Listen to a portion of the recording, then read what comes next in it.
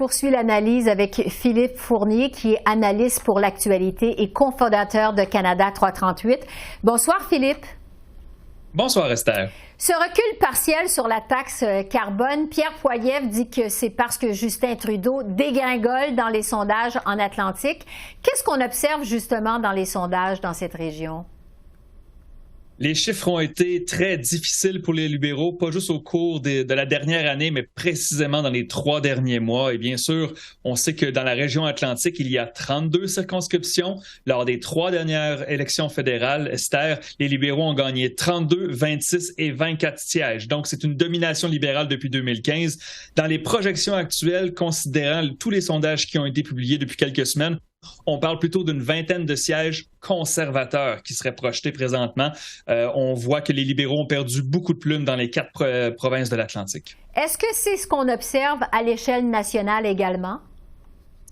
Il y a un recul global des libéraux, en effet. Je dirais qu'au début de l'été, on avait des sondages qui donnaient le conservateur en avance par 2 à 4 points en moyenne. Et maintenant, on parle de 10 à 14 points au niveau national. Donc, les libéraux ont perdu un peu de terrain en Ontario, ils ont perdu du terrain en Atlantique, ils ont perdu du terrain en Colombie-Britannique. Et donc, dans ces régions où les libéraux ont gagné plusieurs sièges lors des dernières élections, ça fait très mal aux appuis pour l'équipe de Justin Trudeau. Et il n'y aurait aucun chemin vers la victoire pour Justin Trudeau et son équipe si de tels chiffres avaient été mesurés pendant une campagne. Oui.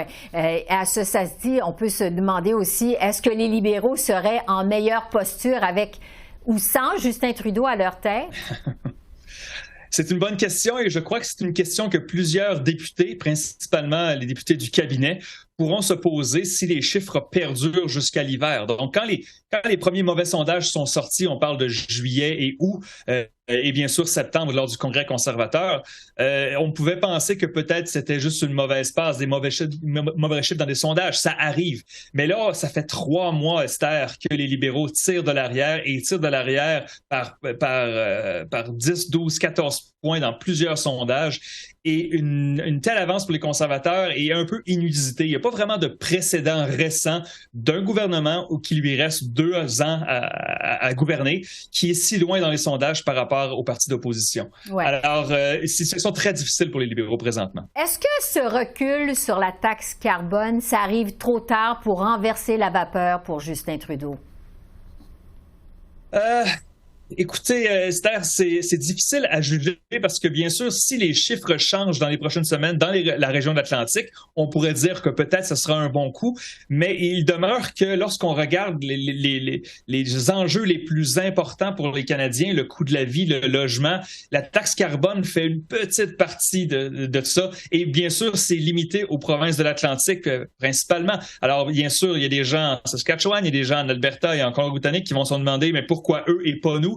Et je crois qu'il s'est attiré beaucoup de problèmes avec un recul sur une promesse forte de son gouvernement.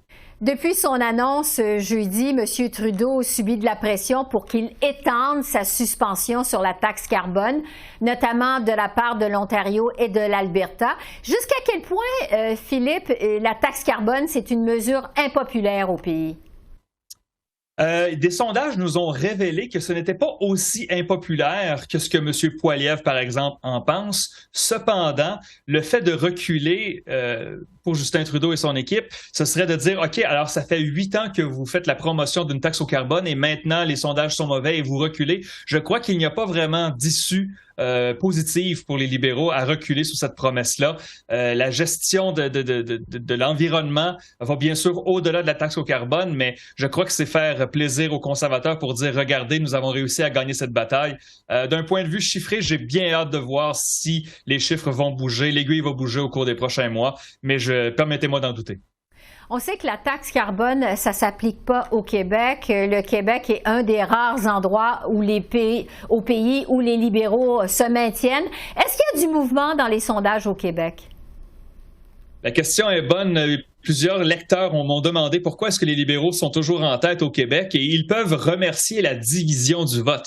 En fait, si on regarde la moyenne des sondages, Esther, la montée des conservateurs au Québec est bel et bien réelle, même si elle est modeste, mais elle est principalement aux dépens du Bloc. du Bloc québécois. Alors, ces quelques points-là que les conservateurs arrivent à arracher au Bloc québécois donnent un chemin vers la victoire pour une trentaine de sièges encore au Québec pour les libéraux, malgré qu'ils n'aient pas progressé dans les sondages depuis la dernière élection. Ouais. Philippe Fournier, merci beaucoup. Merci. Toujours un plaisir, Esther. Merci.